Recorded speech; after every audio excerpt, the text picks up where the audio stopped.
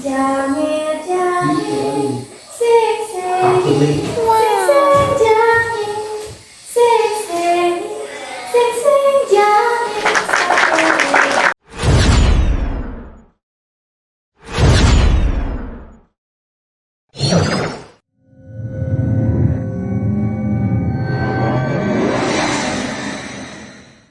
Subscribe now. Halo teman-teman. Perkenalkan, nama saya Fitri Berpatulan Sean. Saya duduk di bangku kelas 7B. Di sini saya akan menceritakan sebuah cerita rakyat berjudul Sang Kuryang yang berasal dari Jawa Barat. Dahulu kala hiduplah seorang putri raja yang cantik jelita bernama Dayang Sumbi. Dayang Sumbi sangat membosankan kehidupannya dalam istana.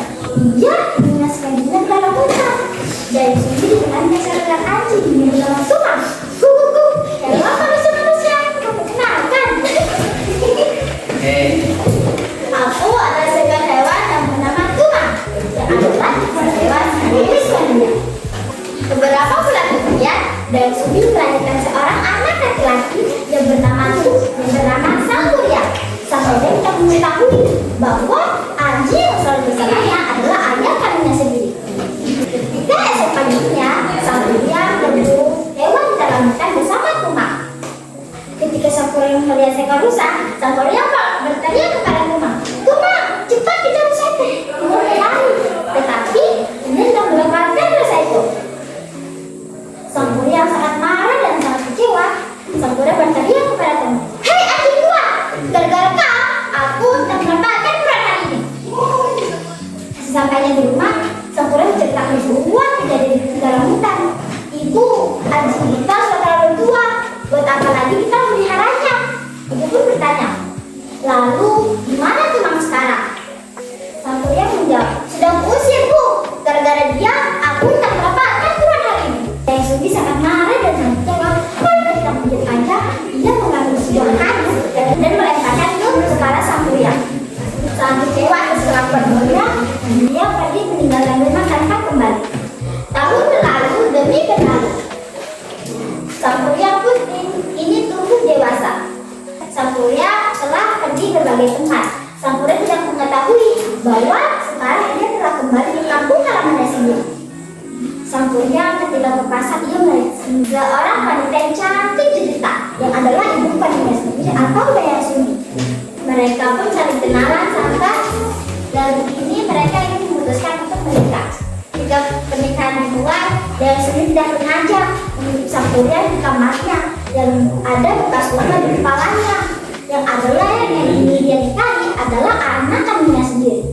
Untuk menggagalkan pernikahan tersebut, Dayang Sumbi memberi syarat kepada Sang Kuryang untuk pergi ke Sungai Citarum dan membuat sebuah perahu yang besar. Dengan 1 hari semalam, Sang Kuryang tidak memikirkannya, ia menerima tantangan itu.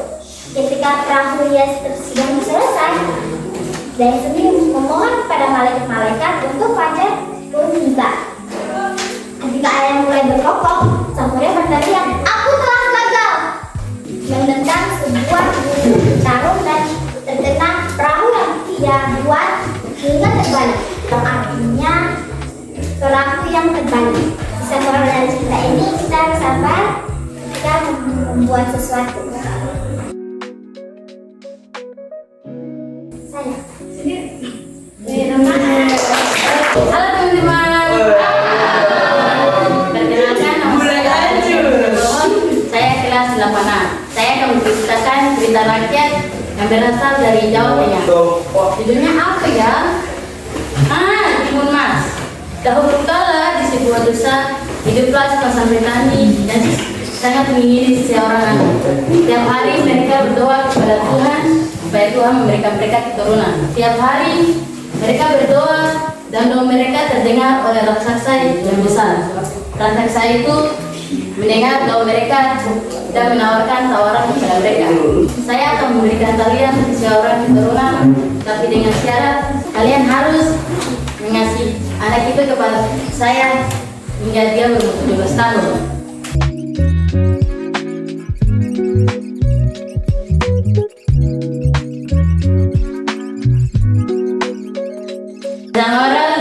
cerita ini adalah kita jangan pantang menyerah apa itu yang kita ingin. Terima kasih.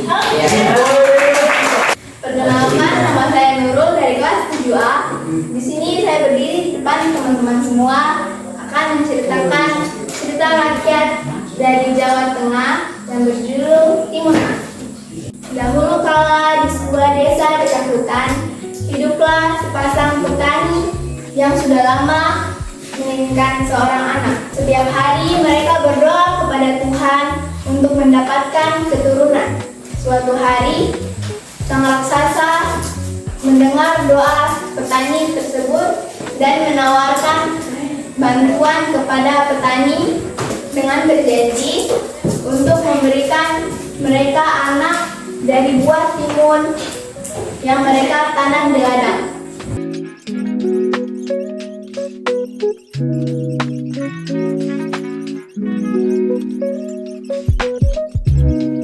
Pesan moral yang saya ambil dari Timunas yaitu janganlah berjanji ketika tidak mau mendapati janji.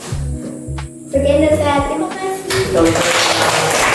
Anjing tua, ternyata kau sudah lemah dan tidak bisa berburu lagi. Menjauhlah dariku, kayak gitu ya. Dan ayam-ayam mulai berkokok, berarti harus bikin suara ayam kokok. Jangan kalau kita tuh pada di depan tuh gugup sama yang di depan juga itu peduli berlari lari ke sana. Nah lari aja lari kamu tetap berlari kamu istirahat dulu ya, aku capek. Kamu dari nggak? Intinya suara situ kalau ada suara laki-laki sama suara perempuan berarti dibedakan. Kalau kamu yang membacakan dongeng itu cowok, kamu harus bikin usaha sampai bikin suara cewek. Kalau beda